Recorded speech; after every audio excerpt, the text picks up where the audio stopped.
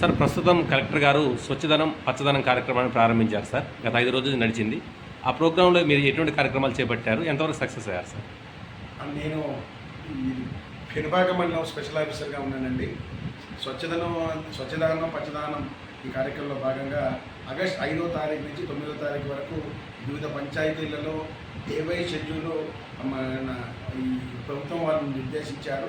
ప్రతి పంచాయతీ వాళ్ళకి టార్గెట్స్ ఇచ్చి మన స్కూల్ ప్రిన్సెస్లో పిచ్చి మొక్కల్ని తొలగించడం, ఈ ప్రభుత్వ కార్యాలయాల్లో అవన్నీ క్లీన్ చేసుకోవడం, ముఖ్యంగా తర్వాత వాటర్ హార్వెస్టింగ్ స్ట్రక్చర్స్ ఒకటి నిర్మాణం చేపట్టడం, తర్వాత మొక్కలు నాటే కార్యక్రమం ఒకటి, తర్వాత ఇట్లనే ఇవన్నీ చేసుకుంటూ వస్తున్నాం.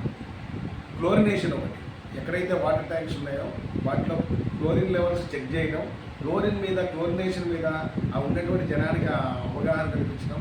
అదే పబ్లిక్ హెల్త్ ఆస్పెక్ట్స్లో కూడా డాక్టర్స్ ఏఎన్ఎంస్ వాళ్ళు వచ్చి వాళ్ళ ప్రోగ్రామ్స్ కండక్ట్ చేసి పబ్లిక్లో ఈ అవేర్నెస్ క్యాంప్స్, ఇప్పుడు వర్షాకాలంలో వచ్చేటువంటి ముఖ్యంగా వచ్చే రోగాలు ఏంటి, వాటి ఏ విధంగా ఎదుర్కోవాలి, అదేవిధంగా వాటిలో భాగంగా స్వచ్ఛదనం పచ్చదనంలో భాగంగా ఎక్కడైనా మురుగుంటలు ఉంటే కనుక ఆయిల్ బాల్స్ వేసేసి వాటిని దోమలు పెరగకుండా జాగ్రత్తలు తీసుకోవడం, ఇటువంటి కార్యక్రమాలన్నీ చేసుకుంటూ ముందుకెళ్తున్నామండి.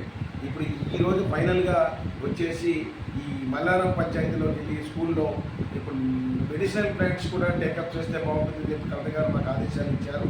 వారు కోరిన విధంగా ఆ మెడిసినల్ ప్లాంట్స్ తెప్పించేసేసి లెమన్ గ్రాస్ ఇట్లాంటివి మనకి అవన్నీ చాలా నిత్యంగా అవసరమైన మొక్కలు అక్కడ స్కూల్ పిల్లలకి వీటి యొక్క ఆవశ్యకత చెప్పి ఆ మొక్కలను కూడా ప్రతి పాఠశాల ప్రిన్సెస్లో హెడ్ మాస్టర్స్తో కోఆర్డినేటివ్ మీటింగ్ పెట్టుకుని ప్రతి పాఠశాలలో కూడా ఉండేటట్టుగా చేయమని చెప్పి కంపల్సరీ చెప్పారు.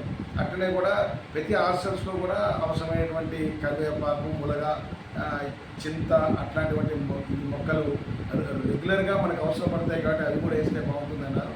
వాటికి తెచ్చే మొక్కల్లో వాటికి ప్రయారిటైజ్ చేసి మనం ఈ విధంగా ప్రతి స్కూల్ క్యాంపస్లో కూడా వేసుకుంటూ వెళ్ళామండి. అయితే ఈ ముఖ్యంగా డ్రైన్స్ కూడా చాలా చోట్ల క్లీన్ చేసాం. వాటర్ 3-4 రోజులు వర్షాలు ఉండటం వల్ల కొన్ని చోట్ల కొద్దిగా స్లో అయింది. అది కూడా ఇంకా 1 or 2 డేస్లో వచ్చే ప్రోగ్రాంలో అవన్నీ క్లియర్ చేసి ఒక పరిశుభ్రమైనటువంటి పెనుబాక మండలంగా తీర్చిదిద్దాలన్నది మా ఆకాంక్ష. జై హింద్. Thank you sir.